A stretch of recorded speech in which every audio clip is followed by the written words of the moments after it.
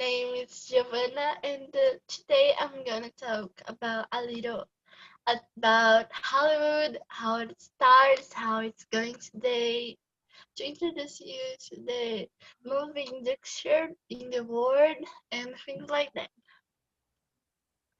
So, how it started? Everything started in Hollywood, in studios in New Jersey, patented by Thomas Edison Company. So Thomas Edison was patenting it like, hey, I'm patenting you. If you wanna do a movie, come to me and give the money. This kind of thing. So a beautiful day, they decided to don't patent it more. So if the filmmakers wanted to continue doing that, they would have to do that by their own. So if it was doing like they decided to continue because they couldn't stop recording in the middle.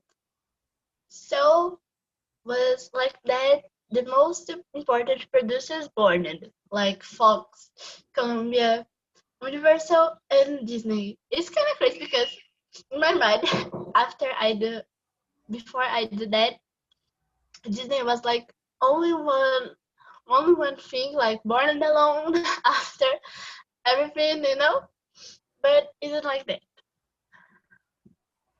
So they were like producing too much movies. So they found a way to be easier to produce, distribution, and to exhibit that.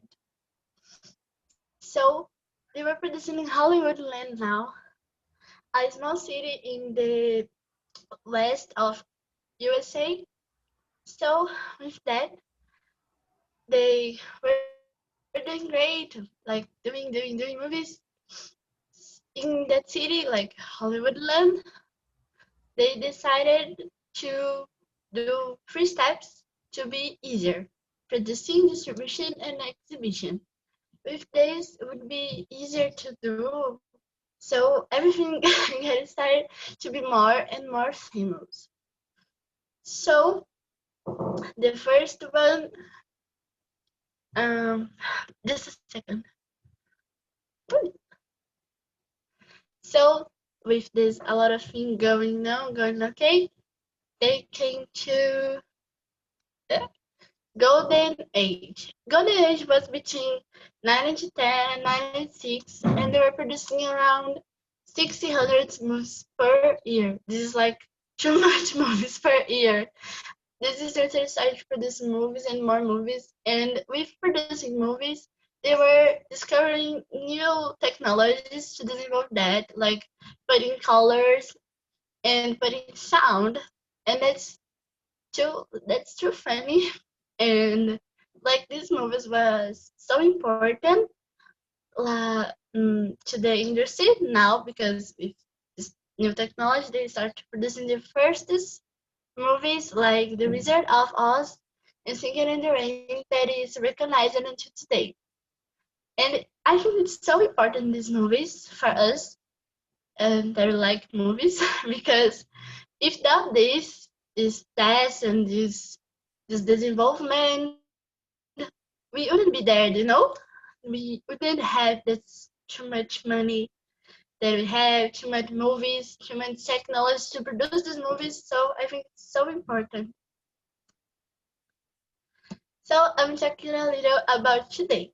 Today, Hollywood is one of the biggest ones in producing movies and series. So how in the beginning they were the first one. Today they're still the first one doing movies, this kind of thing. And series too. They begin to produce series too. So it's like a different movies, but it's in the middle, so it's so nice. They separate the movies and the series in different categories. It can be comedy, romance, suspense, art, and they have action. They have more categories. So my favorite one is White Chicks, as Branquelas in Portuguese, is so nice. I don't know why this is my favorite movie, but I think it's because it's so funny, And with this technology that we have today, they could make a black guy became a white guy and be so pretty and be so different and so nice. I really like it. So this movie was produced by Warner Bros. That was one of the first one of getting away from the patent from Tom Edison Company that I said in the beginning. So this proves that they are famous until today. So this is so nice. I think it's so nice.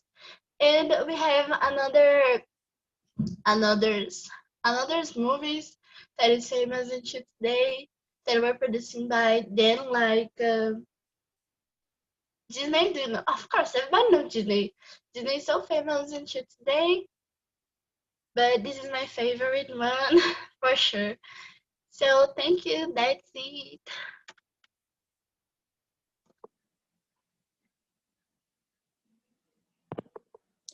Okay, my name is Larissa, and I'm going to talk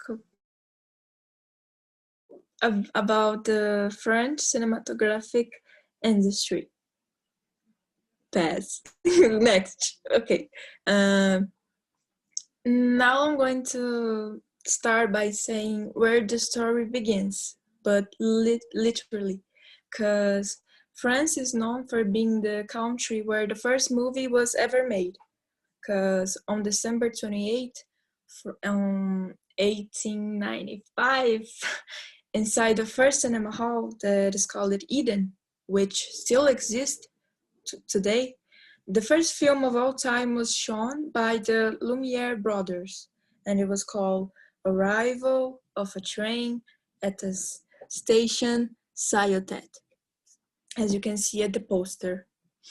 And the movie was basically 60 seconds, and the first audience could see people getting out of a train and arriving to a station. just this. But they weren't aware that that was a movie. They thought that the wall where it was happening was showing it was a window. So they just ran away to the back of the hall because they thought they were going to die by a train. So that's it. It was a little messy. But to be more, no, no, to be more direct, the French cinematographic industry is not based on an actual industry. Like, for example, like Geovana said, the American Hollywood and the filming studios, because France is known by their art. So the seventh one would not be an exception. So the cinema is like a museum, and the movie is the art being exposed. That's it. So they value the expression of the cinematographic language and how it connects to the person. So now I'm going to talk about a little about the Novelle Vague, because it was a big movement that started on the, how can I say, 1960s, and it starts in the country, and it was a very strong industry because this type of movie or films were really captivating the watchers. So now I'm going to talk about a little about the biggest director from the Nouvelle Vague, that was Jean-Luc Godard. And Godard was a filmmaker, screenwriter, and he made a lot of films from the Nouvelle Vague. It was called Pierre et le Fou, La Chinoise, Vivre sa vie, and Masculine Feminine. These movies were really, really important to the French culture as itself. Okay, next, as you can see, this is Anna Karina. She was also how can I say, wife of Godard. And she was an actress, and they made movies together all the time. And this is a shot from Vivre sa vie. Vivre sa vie. Okay. And okay, now I'm going to talk about the next one, the next slide. Okay. After the First World War, the Europe as itself was really prejudiced, but the French cinematographic industry was also. There was a several depression that followed the war, and it was really hard to recover the economies. And while it was happening, the American films gained a lot of important space and between the French public. So it was a really big deal. And then the French government created laws to, how can I say, finance the films. And there was a law that when you go to watch a movie, between 7 foreign films, there was needed to be at least, if I'm not wrong, I think 1 or 2 national films. Now the next one. The next one, please. Okay. The goal of most French movies is to connect with the public, as I said, and they don't, how can I say, they don't worry about of making big amounts of money from the box office. The success of a film production is proved when the director can pass the message he wants to pass, and not from the money the film gained. Okay, the next one, please. Okay. After I said about Nouvelle Vague, now I'm going to talk about the today scenario.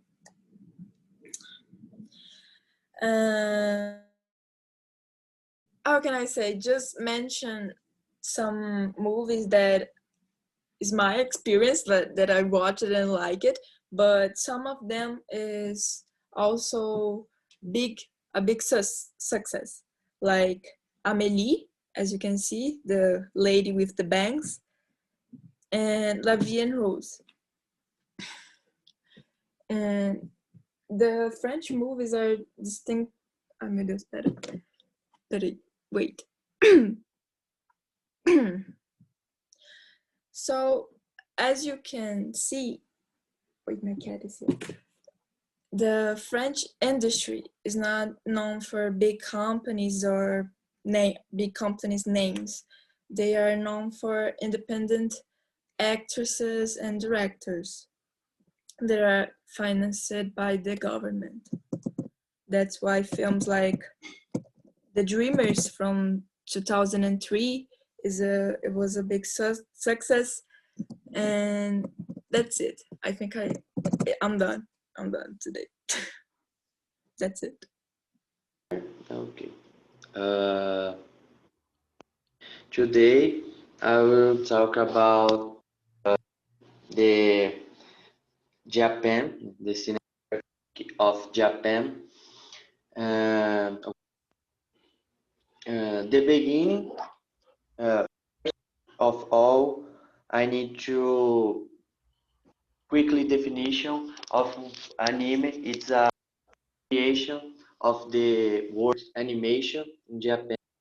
Anime it's a short word for animation. And the first success is Astro Boy. Thanks to this first anime, we have this whole industry right now, and the creator is Osamu Tezuka. His nickname is the God of Cartoon because he's the first success guy in this area, and a lot of people nowadays inspires in himself since 6 years, 60 the Sixers. Mm, okay, the next one. Uh, so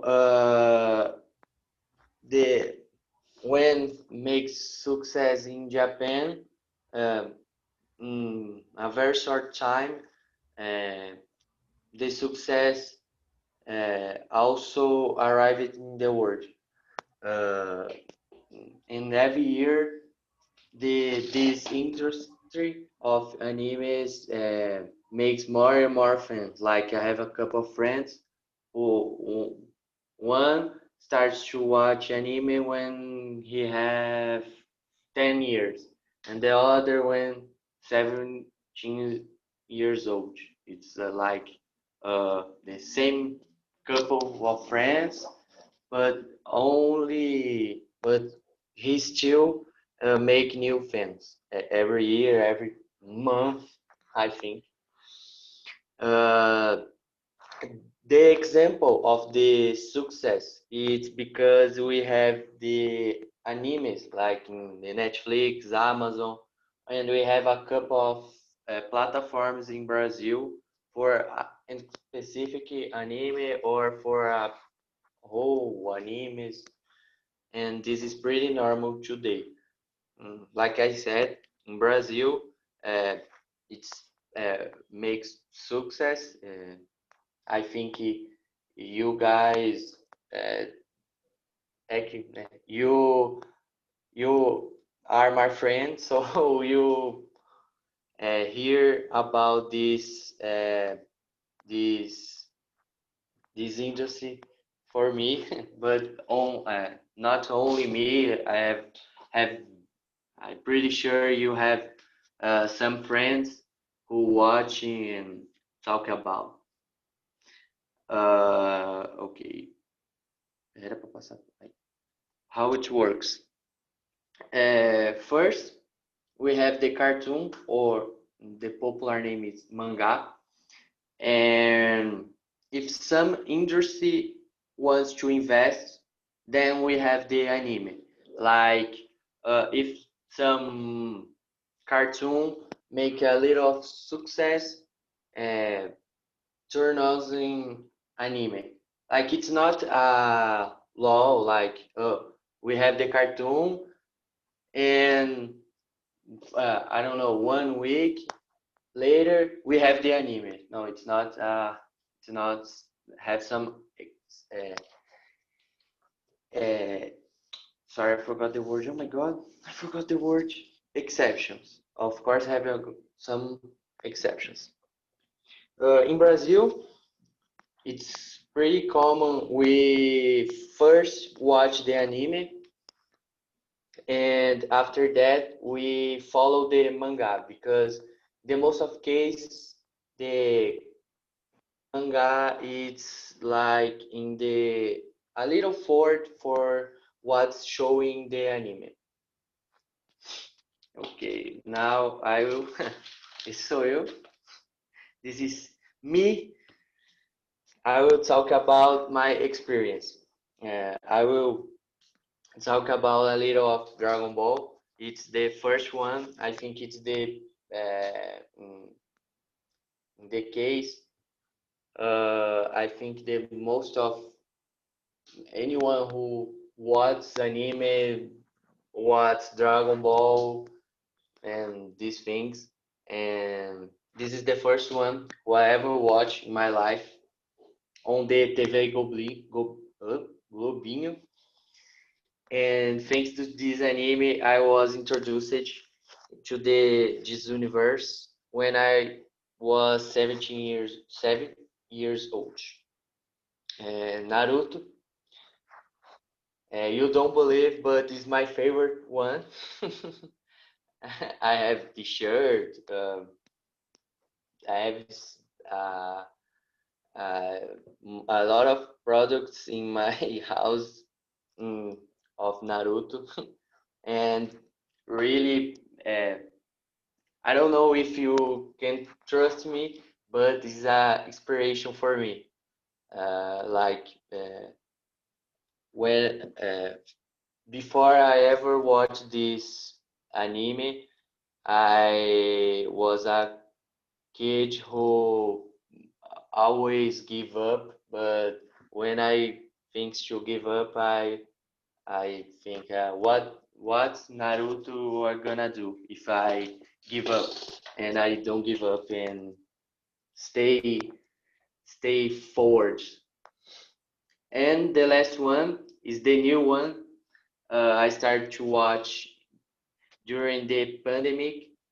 Unfortunately, it's the of this trio. I don't have any toy or any product for show for you, but uh, I love watching right now. Like I make my day only for watching this, and I think the of these three, it's the best one in make the word realist. Like, of course, have some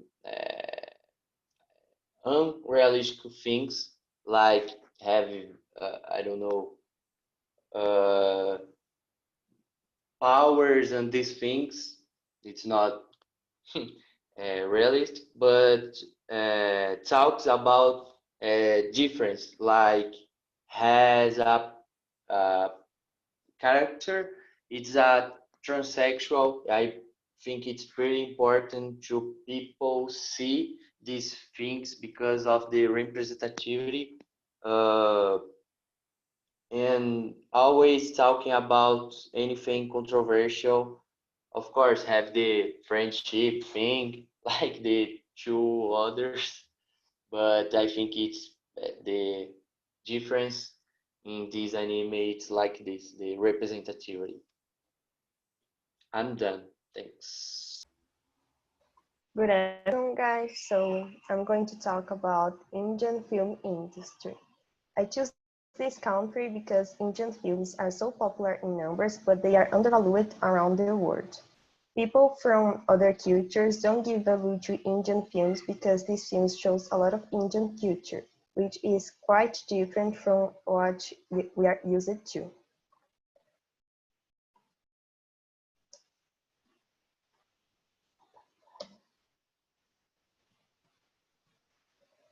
Okay, I had a problem here.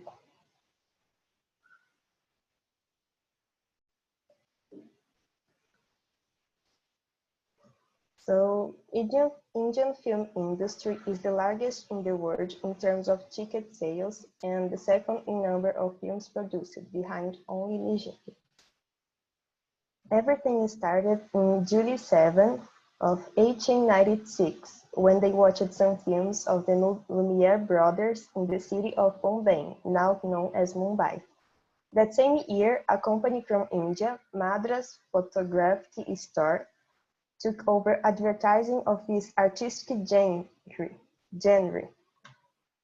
Film performances in India began in 1897 with film shows organized by the Clifton and Coles Meadows Street Photography Studio. There are 7 Indian regional film industries, and each one is very different from the other. There are several languages in India, so each film industry produces films in a different region. The most famous are Bollywood, which I'm going to talk on the next 2 slides, Telugu cinema, and Tamil cinema, also known as Kollywood. Bollywood, a lot of people use this name to designate all Indian cinema, which is an incorrect use.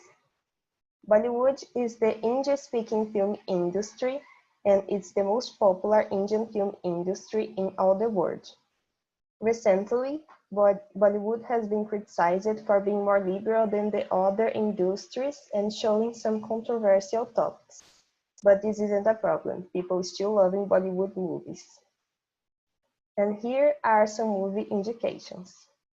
Drishyam, I think it's that. It's about a policeman's son that harasses a young woman, and after that, the harasser dies, and the woman's father becomes the main suspect in the murder. Udta Punjab is an action film about drug addiction in the city of Punjab. The main characters are a policeman, a doctor, an immigrant, and a rock star. And Dear Zindagi. It is a love story between a young cameraman and a psychiatrist.